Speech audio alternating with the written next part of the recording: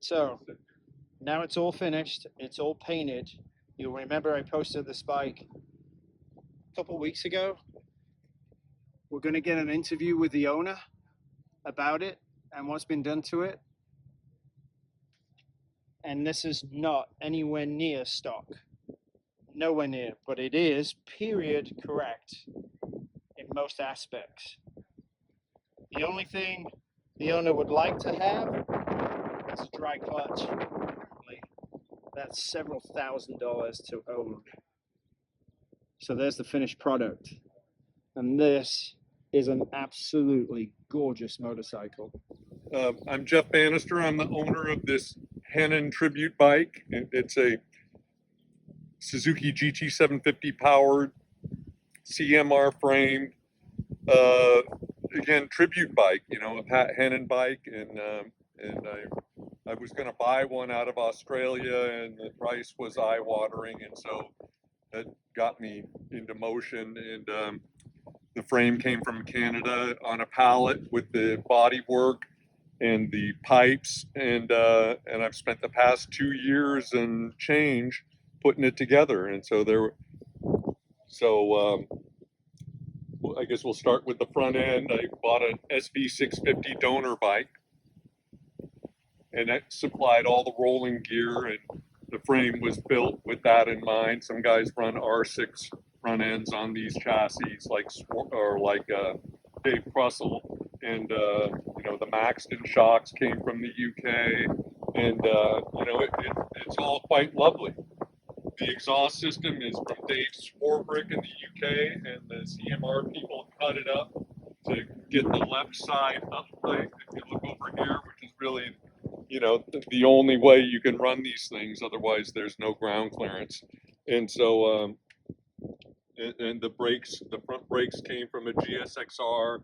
There's a lot of stuff I hand fabbed, and you know, it actually has a Nevada title, right? I've got a plate for it. But I've recently moved to Nevada, and so they were kind enough to title it for me. And so now the lights have come off, and the paint is finished now, and here we are at Thunderhill in June of, you know, whatever, 2023.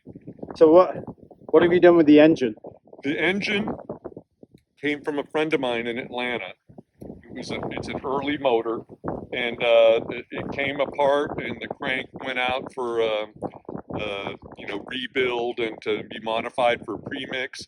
It's got GS750 transmission ratios retrofitted in it. It's got a lift plate under the block. The cylinder was ported by a guy by the name of Richard Nowson. He's got a million threads on the web. He goes by the Pink Possum and Teaser. He's got a bunch of TZ stuff, and he ported the cylinder for like $750. The guys at Prince, and gave me, you know, just endless advice. And the carburetors are oval bored, and the head went out to a guy by the name of Kelsey at RK Tech in Idaho, where he machined the guts out of the head and put replaceable domes in it. And we figured out what pistons we were running, and I you know, measured the deck height and tailored gasket thicknesses, and you know, it runs like a 13.5 to 1 compression, and you know, it goes good. You know, the HPI ignition came from a guy in the UK, and so there's just a lot of love went into this thing, and it was a lot of work. And so What was the total build time? it's been we may be to almost 3 years. And then how much of this did you fab yourself? A lot of it, right? I guess the blank off on the right, I did all the machining when I decked the block, right? And you know, there's various bracketry, and I did all the, you know, all the stuff that holds all the wiring, and you know, there's a lot of that I did the seat myself, and, you know, and you know, there's a lot. I built the fairing stay myself, and you know, and yeah, I couldn't get the XR11 fairing, so I'm running the XR69 fairing, which is again in, you know, the spirit of Suzuki. And again, everything on here that wasn't fabbed by me or Dennis is all Suzuki. Their part spin stuff, right? You can still, they're wonderful about that. You know, it's got a GS1000 wiring harness.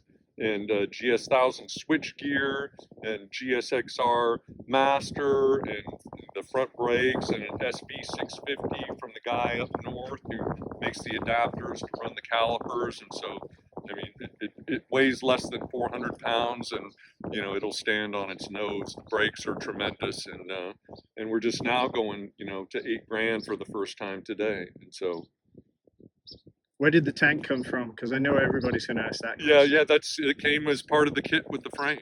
Okay. It was supplied. It's all aluminum. It's all hand hammered aluminum, and the tail. That's not fiberglass. That's all metal. Right. The guy's a true craftsman. Holy right. moly. Yeah. Right. True craftsman. So at this point, are you going to put it out in Armra and compete on it? That's why I'm here to test. Right. And so, you know, I was talking to Russell earlier today, and I have another guy who's running another friend who's running an RS 125, and hopefully I can pit with him, and that's all going to play out. But I need some data, and I'm not getting it now that we're under the black flag. I'm pissed. So, anyway. We'll get back out there this afternoon. Yeah, right. Yeah, I look forward to turning, right. I mean, I'm ready to turn laps in anger now, and you know, we just got shut down. What will be your red line on this bike? It will only go to 8. Anything over 8 will kill the crank on these. Okay.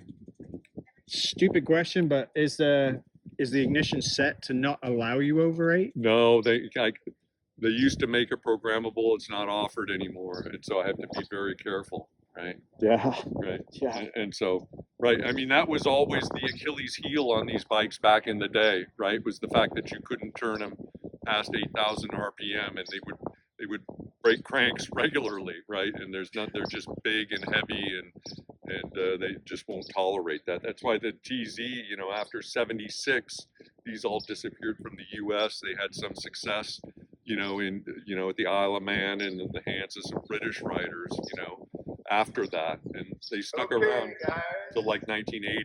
But, here's going to be our modified schedule.